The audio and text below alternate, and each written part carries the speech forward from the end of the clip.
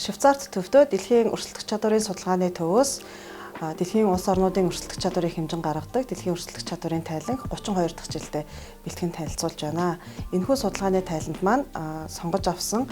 337 шалгуур үзүүлэлтийн дагуу эдгээр шалгуур үзүүлэлтийг хангах боломжтой нийт 63 улс орныг бол эдийн засгийн тамирт тэнхээ, засаглалын үр ашиг, бизнесийн байгууллагуудын ашигт ажиллагаа болон дэд бүтцгсэн юм дөрвөн үндсэн бүлгээр бол ирэмблэн жил тутам өрсөлдөх чадварыг хэмжин гаргадаг. Эдийн засгийн бодлого өрсөлдөх чадварын судалгааны төвөөс дэлхийн өрсөлдөх чадварын судалгааны төвтэй 2010 оноос хойш хамтран ажиллаж байгаа бөгөөд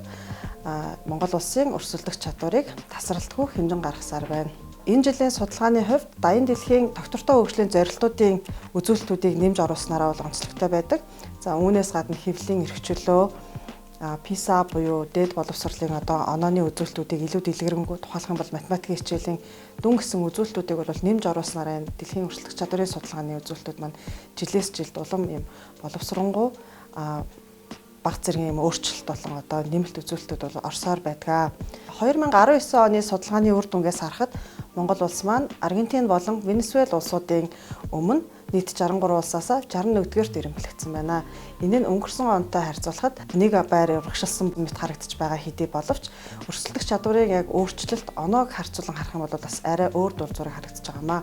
Тухайлах юм бол хамгийн өрсөлдөх чадвар сайтай байгаа улс болох Сингапур улстай харьцуулахад тухайн улсыг 100 оноотой гэж үзвэл Монгол улсын өрсөлдөх чадварын оноо маань 45.1 байсан бол хэдийгээр 61-т ирэмблэгдсэн ч гэсэн өрсөлдөх чадварын маань оноо 43.4 болж бол буурсан үзүүлэлттэй байгаамаа. Өрсөлдөх чадварын дөрвөн үндсэн хүчин зүйлээр харьцуулан харах юм бол Монгол улс эдийн засгийн тамир тэнхээ үзүүлэлтээр 59-р, засаглалын үр ашиг үзүүлэлтээр 53-р, бизнесийн байгууллагуудын ашигт ажиллагаа үзүүлэлтээр 57 болон дэд бүтцийн үзүүлэлтээр бол 62-р тус ирэмблэгдсэн байна. Үүнээс харахад бид өнгөрсөн жилтэйгээ харьцуулахад засаглалын үзүүлэлтүүдээр харьцангуй сайжирсан, мөн эдийн засгийн бас өсөлт бол 2019 оны зүйлтээс харахад бол харьцангуй байсан хэдий ч